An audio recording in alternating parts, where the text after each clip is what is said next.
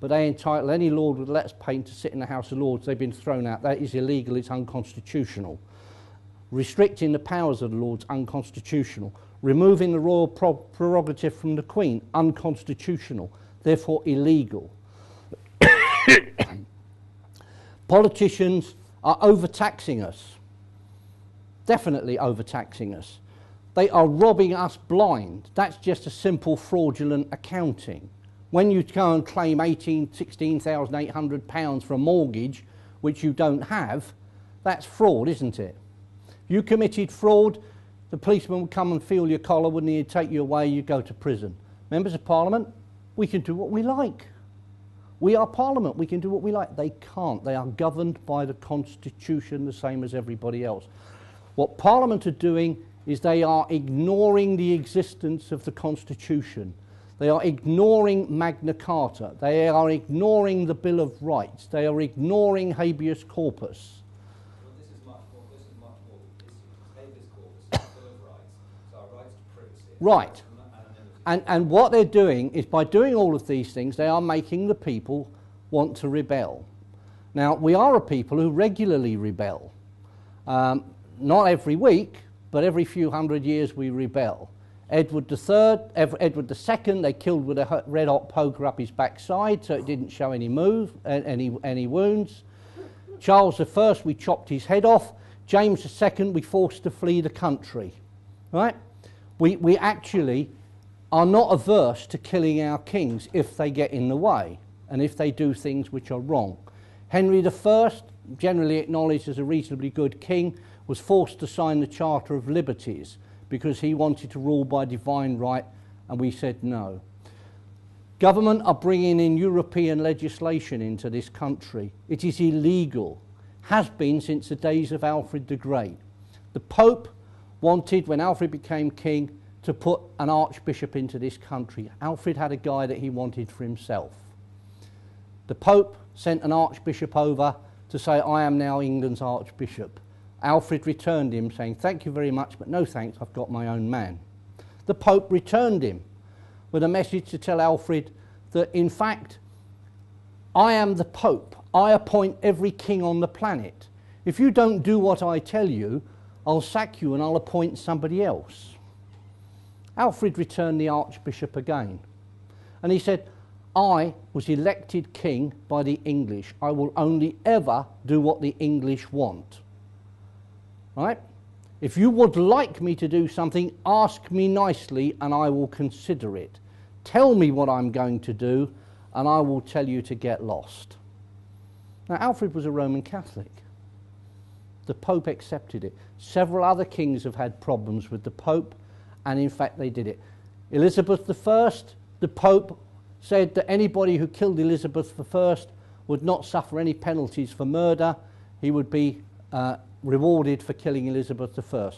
Elizabeth I brought in the Act of Supremacy, which her father had had. She updated it, and the Act of Supremacy, which put her as the head of the Church of England, also made it a treasonable offence for anybody to attempt the life of the Queen.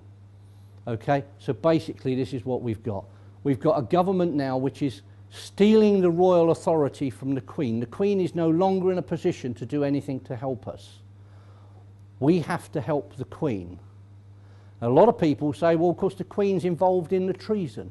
And of course, maybe she is. I personally don't think she is, but maybe she is. But even if she were, we can't touch the Queen because too many people love the girl. But what do you intend to do about it?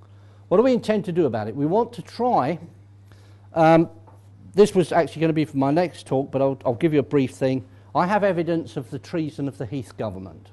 Very good evidence, all on official government papers.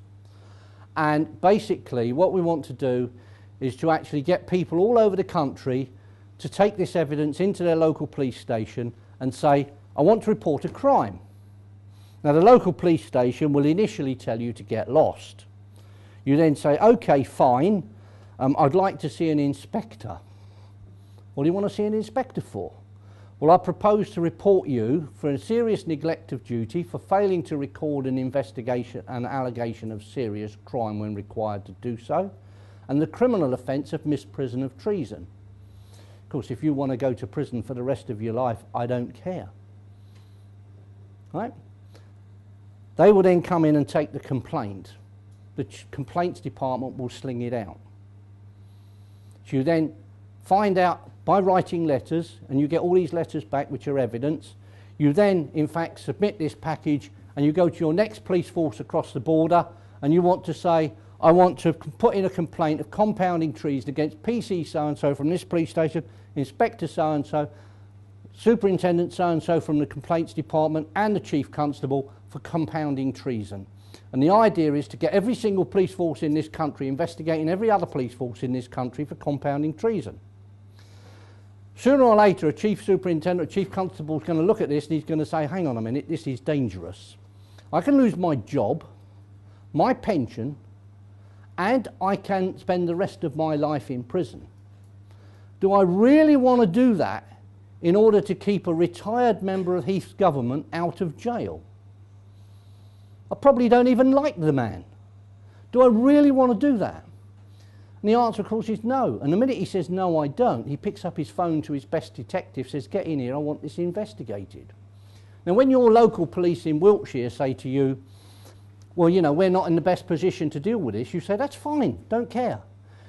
You record it as a crime, give me a crime book number, and forward it to the Metropolitan Police to deal with if you want to. Because what I want is every police force in the country to forward these allegations to the Metropolitan Police. The Metropolitan Police are then in a difficult position because they say we've got every police force in the country, all 43 of them apart from us, are recording these things as crimes, and they're all sending it to us to do because we're the best place to deal with it. What are we going to do?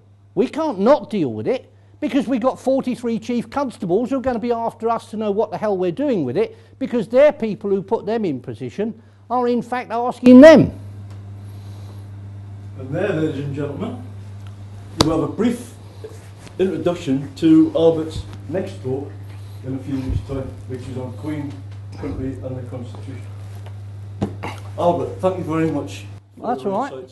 Well, I hope you've enjoyed it.